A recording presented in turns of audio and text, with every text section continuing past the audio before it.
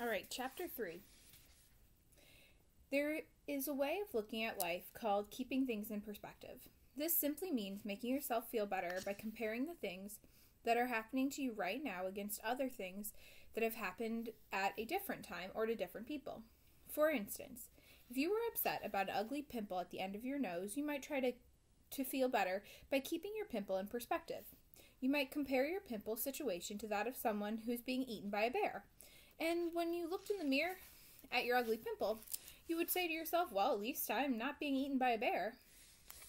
You can see at once why keeping things in perspective rarely works very well, because it is hard to concentrate on somebody else being eaten by a bear when you are staring at your own ugly pimple.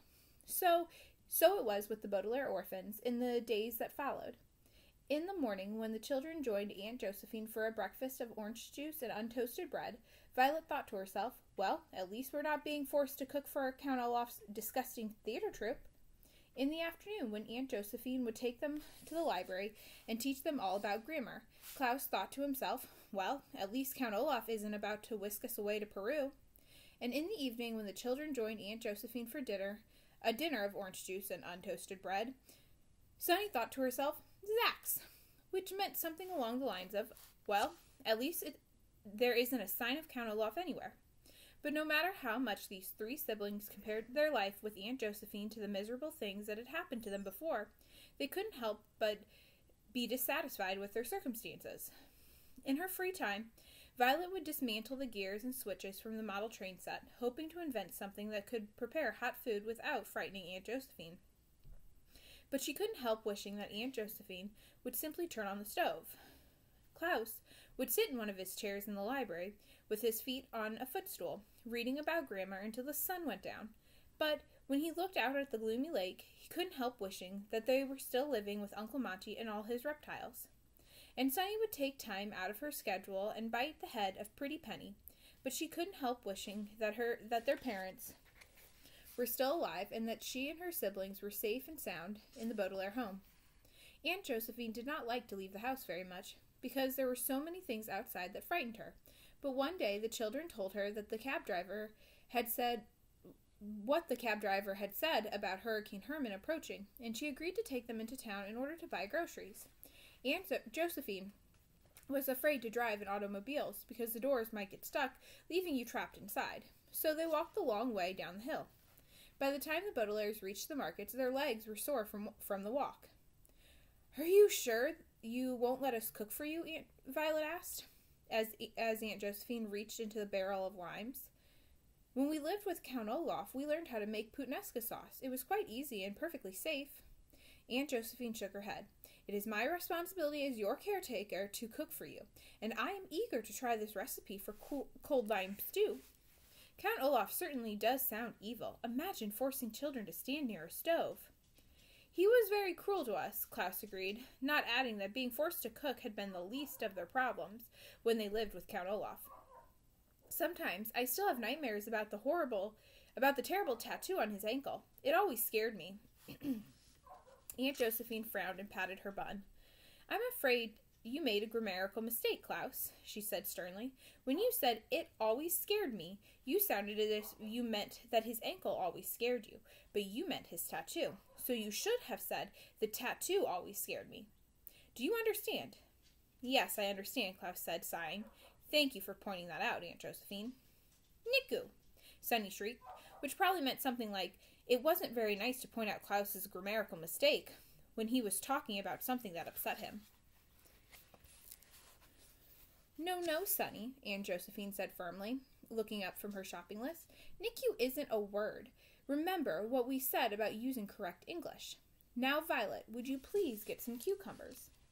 I thought I could make chilled cucumber soup again sometime next week. Violet groaned inwardly, a phrase which here means said nothing, but felt disappointed at the prospect of another chilly dinner. But she smiled at Aunt Josephine and headed down the aisle of the market in search of cucumbers. She looked wistfully at all the delicious foods on the shelves that required turning on the stove in order to prepare it. Violet hoped that someday she could cook a nice hot meal for Aunt Josephine and her siblings using the invention she was working on with the model train engine. For a few moments, she was so lost in her inventing thoughts that she didn't look where she was going until she walked right into someone. "Excuse me," Violet started to say, but when she looked up, she couldn't finish her sentence. There stood a tall, thin man with a blue sailor hat on his head and a black eye patch covering his left eye. He was smiling eagerly down at her, as if she were a brightly wrapped birthday present that he couldn't wait to rip open. His fingers were long and bony, and he was leaning awkwardly to one side, a bit like Aunt Josephine's house dangling over the hill. When Violet looked down, she saw why. There was a thick stump of wood where his left leg should have been, and like most people with peg legs, this man was leaning on his good leg, which caused him to tilt. But even though Violet had never seen anyone with a peg leg before, this was not why she couldn't finish her sentence. The reason why had to do with something she had seen before. The bright shine in the man's eye, and above it, just one long eyebrow. When someone is in disguise, and the disguise is not very good, one can describe it as a transparent disguise. This does not mean that the person is wearing plastic wrap or glass or anything else transparent. It merely means that people can see through his disguise. That is, the disguise doesn't fool them for a minute. Violet wasn't fooled for even a second as she stood staring at the man she'd walked into. She knew at once it was Count Olaf. "Violet, what are you doing in this aisle?" Aunt Josephine said, walking up behind her. "This aisle contains food that needs to be heated, and you know..." When she saw Count Olaf, she stopped speaking, and for a second Violet thought that Aunt Josephine had recognized him too. But then Aunt Josephine smiled, and Violet's hopes were dashed, a word which here means shattered. "Hello," Count Olaf said, smiling at Aunt Josephine. "I was just apologizing for running into your sister here." Aunt Josephine's face grew bright red, seeming even brighter under her white hair. "Oh, no," she said as Klaus and Sunny came down the aisle to see what all the fuss was about. "Violet is not my sister, sir. I am her legal guardian." Count Olaf clapped one hand to his face, as if Aunt Josephine had just told him she was a tooth fairy. "I cannot believe it," he said. "Madame, you don't look nearly old enough to be anyone's guardian." Aunt Josephine blushed again. "Well, sir, I have lived by the lake my whole life, and some people have told me that it keeps me looking youthful." "I would be happy to have the acquaintance of the local personages," Count Olaf said, tipping his blue sailor hat and using a silly word which here means person. "I am new to this town, and beginning a new business, so I am eager to make new acquaintances. Allow me to introduce myself." "Klaus and I are happy to introduce you," Violet said, with more bravery than I would have had when faced with meeting Count Olaf again. "Aunt Josephine, this is Count—" No, Violet," Aunt Josephine interrupted. "Watch your grammar. You should have said Klaus and I will be happy to introduce you, because you haven't introduced us yet." "But," Violet started to say. "Now, Veronica," Count Olaf said, his eyes shining brightly as he looked down at her, "your guardian is right, and before you make any more mistakes, allow me to introduce myself. My name is Captain Sham, and I have a new business renting sailboats out on Damocle's dock. I am happy to make your acquaintance, miss." "I am Josephine Anwhistle," Aunt Josephine said, "and these are Violet, Klaus, and little Sunny Baudelaire." "Little Sunny," Captain Sham repeated, sounding as if he were eating Sunny rather than greeting her. "It's a pleasure to meet all of you. Perhaps someday I will take you out on the lake for a little bit of a boat ride." "Ging!" Sunny shrieked, which probably meant something like, "I would rather eat dirt." "We're not going anywhere with you," Klaus said. Aunt Josephine blushed again and looked sharply at the three children. "The children seem to have forgotten their manners as well as their grammar," she said. "Please apologize to Captain Sham at once." "He's not Captain Sham," Violet said impatiently. "He's Count Olaf." Aunt Josephine gasped and looked from the anxious faces of the Baudelaires to the calm face of Captain Sham. He had a grin on his face, but his smile had slipped a notch, a phrase which here means grown less confident as he waited to see if Aunt Josephine realized he was really Count Olaf in disguise. Aunt Josephine looked him over from head to toe and then frowned. "Mr. Poe told me told me to be on the watch for Count Olaf," she said finally. "But he did also say that you children tend to see him everywhere." "We see him everywhere," Klaus tiredly Klaus said tiredly, because he is everywhere. Who is this Count Omar person? Captain Sham asked. Count Olaf, Aunt Josephine said, is a terrible man who is standing right in front of us, Violet finished. I don't care what he calls himself. He has the same shiny eyes and same single eyebrow, but plenty of people have those characteristics, Aunt Josephine said. Why, my mother-in-law had not only one eyebrow, but she also only had one ear. The tattoo, Klaus said. Look at the tattoo. Count Olaf has a tattoo of an eye on his left ankle. Captain Sham sighed, and with difficulty lifted his peg leg so everyone could get a clear look at it. It was made of dark wood and was polished to shine as brightly as his eye, and attached to his left knee with a curved metal hinge. But I don't have a left ankle, he said in a whiny voice. This was all chewed away by the lachrymose leeches. Aunt Josephine's eyes welled up, and she placed a hand on Captain Sham's shoulder. Oh, you poor man, she said, and the children knew at once that they were doomed. Did you hear what Captain Sham said? She asked them. Violet tried one more time, knowing it would probably be futile, a word which here means filled with futility. He's not Captain Sham, she said. You don't think he would allow the lachrymose leeches to chew off his leg, Aunt Josephine said, just to play a prank on you. Tell us, Captain Sham, tell us how it happened. Well, I was sitting on my boat just a few weeks ago, Captain Sham said. I was eating some pasta with puttanesca sauce, and I spilled some on my leg. Before I knew it, the leeches were attacking. That's just how it happened with my husband, Aunt Josephine said, biting her lip. The Baudelaires, all three of them, clenched their fists in frustration. They knew that Captain Sham's story about the puttanesca sauce was as phony as his name, but they couldn't prove it. Here, Captain Sham said, pulling a small card out of his pocket and handing it to Aunt Josephine. Take my business card, and next time you're in town, perhaps we could enjoy a cup of tea. That sounds delightful, Aunt Josephine said, reading his card. Captain Sham's sailboats. Every boat has its own sail. Oh, Captain, you have made a very serious grammatical error here. What? Captain Sham said, raising his eyebrow. This card says it's, with an apostrophe. I-T'-S always means it is. You don't mean to say every boat has its own sailboat. You mean simply it's, belonging to it. It's a very common mistake, Captain Sham, but a dreadful one. Captain Sham's face darkened, and it looked for a minute like he was going to raise his peg leg again and kick Aunt Josephine with all his might. But then he smiled and his face cleared. Thank you for pointing that out, he said finally. You're welcome, Aunt Josephine said. Come, children, it's time to pay for our groceries. I hope to see you soon, Captain Sham. Captain Sham smiled and waved goodbye, but the Baudelaires watched as his smile turned to a sneer as soon as Aunt Josephine had turned her back. He had fooled her, and there was nothing the Baudelaires could do about it.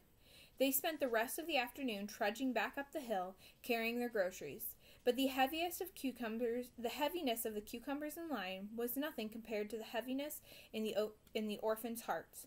All the way up the hill, Aunt Josephine talked about Captain Sham, what a nice man he was, and how much she hoped they would see him again, while the children knew he was really Count Olaf and a terrible man, and hoped they would never see him for the rest of their lives.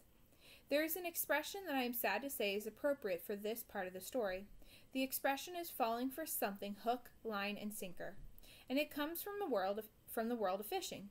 The hook, the line, and the sinker are all parts of a fishing rod, and they work together to lure fish out of the ocean to their doom. If someone is falling something hook, line, and sinker, they are believing a bunch of lies and may find themselves doomed as a result. Aunt Josephine was falling for Captain Sham's lies, hook, line, and sinker, but it was Violet, Klaus, and Sunny who were feeling doomed. As they walked up the hill in silence, the children looked down at Lake Lachrymose and felt the chill of doom fall over their hearts. It made the three siblings feel cold and lost, as if they were not simply looking at a shadowy lake, but had been dropped into the middle of its depths. All right, Chapter 4. That night, the Baudelaire children sat at the table with Aunt Josephine and ate their dinner with a cold pit in their stomachs. Half of the pit came from the chilled lime stew that Aunt Josephine had prepared, but the other half, if not more than half, came from the knowledge of Count came from the knowledge that Count Olaf was in their lives once again. That Captain Sham is certainly a charming person, Aunt Josephine said, putting a piece of lime rind in her mouth. He must be very lonely moving to a new town and losing a leg. Maybe we could have him over for dinner. We keep trying to tell you, Aunt Josephine, Violet said, pushing the stew around on her plate so it looked like she had eaten more than she actually had. He's not Captain Sham. He's Count Olaf in disguise. I've had enough of this nonsense, Aunt Josephine said. Mr. Poe told me that Count Olaf had a tattoo on his left ankle and one eyebrow over his eyes. Captain Sham doesn't have a left ankle and only has one eye. I can't believe you would dare to disagree with a man who has eye problems. I have eye problems, Klaus said, pointing to his glasses, and you're disagreeing with me. I will thank you not to be impertinent, Aunt Josephine said, using a word which here means pointing out that I am wrong, which annoys me. It is very annoying. You will have to accept once and for all that Captain Sham is not Count Olaf. She reached into her pocket and pulled out the business card. Look at his card. Does it say Count Olaf? No, it says Captain Sham. The card does have a serious grammatical error on it, but it is nevertheless proof that Captain Sham is who he says he is. Aunt Josephine put the business card down on the dinner table, and the Baudelaires looked at it and sighed. Business cards, of course, are not proof of anything. Anyone can go to a print shop and have a card made that says anything they'd like. The King of Denmark can order business cards that says he sells golf balls. Your dentist can order business cards that says she is your grandmother. In order to escape from the castle of an enemy of mine, I once had cards printed that said I was the admiral in the French Navy. Just because something is typed, whether it is typed on a business card or typed in a newspaper or a book, this does not mean that it is true. The three siblings were well aware of this simple fact, but could not find the words to convince Aunt Josephine, so they merely looked at Aunt Josephine, sighed, and silently pretended to eat their stew. It was so quiet in the dining room that everyone jumped, Violet, Klaus, Sunny, and even Aunt Josephine, when the telephone rang. My goodness, Aunt Josephine said. What should we do? Minka? Sunny shrieked, which probably meant something like, answer it, of course. Aunt Josephine stood up from the table, but didn't move even as the phone rang a second time. It might be important, she said, but I don't know if it's worth the risk of electrocution. If it makes you feel more comfortable, Violet said, wiping her mouth with her napkin, I will answer the phone. Violet stood up and walked to the phone in time to answer it on the third ring. Hello, she said. Is this Mrs. Ann Whistle? A wheezy voice asked. No, Violet replied. This is Violet Baudelaire. May I help you? Put the old woman on the phone, orphan, the voice said, and Violet froze, realizing it was Captain Sham. Quickly, she stole a glance at Aunt Josephine, who was now watching Violet nervously. I'm sorry, Violet said to the phone. You must have the wrong number. Don't play with me, you wretched girl, Captain Sham started to say, but Violet hung up the phone, her heart pounding, and turned to Aunt Josephine. Someone was asking for the hop-along dancing school, she said, lying quickly. I told them they had the wrong number. What a brave girl you are, Aunt Josephine murmured, picking up the phone like that. It's actually very safe, Violet said. Haven't you ever answered the phone, Aunt Josephine? Klaus asked. I almost always answered it, Aunt Josephine said, and he used a special glove for safety. But now that I've seen you answer it, maybe I'll give it a try next time someone calls. The phone rang and Aunt Josephine jumped again. Goodness, she said, I didn't think it would ring again so soon. What an adventurous evening. Violet stared at the phone, knowing it was Captain Sham calling back. Would you like me to answer it again, she asked. No, Aunt Josephine said, walking towards the small ringing phone, as if it were a big barking dog. I said I'd try it, and I will. She took a deep breath, reached out a nervous hand, and picked up the phone. Hello, she said. Yes, this is she. Oh, hello, Captain Sham. How lovely to hear your voice. Aunt Josephine listened for a moment and then blushed bright red. Well, that's very nice of you to say, Captain Sham, but what? Oh, all right. That's very nice of you to say, Julio. What? What? Oh, what a lovely idea. But please hold on one moment.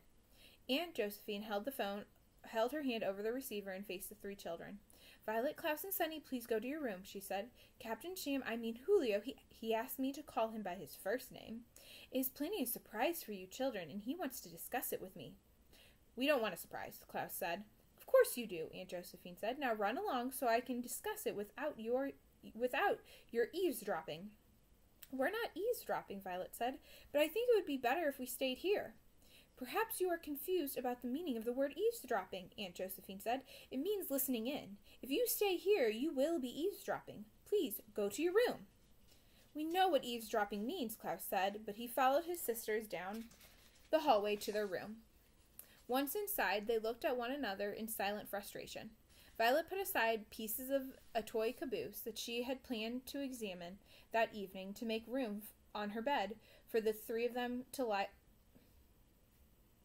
Violet put aside pieces of the toy caboose that she had planned on examining that evening to make room on her bed for the three of them to lie beside one another and frown at the ceiling. I thought we'd be safe here, Violet said glumly. I thought that anyone who was frightened of realtors would never be friendly to Count Olaf, no matter how he is disguised. Do you think that he actually let the leeches chew off his leg? Klaus wondered, shuddering. Just to hide his tattoo? Join, Sunny shrieked, which probably meant that seems a little drastic even for Count Olaf. I agree with Sunny, Violet said. I think he told that tale about the leeches just to make Aunt Josephine feel sorry for him. And it sure worked, Klaus said, sighing. After he told her that sob story, she fell for his disguise hook, line, and sinker. At least she isn't as trusting as Uncle Monty, Violet pointed out.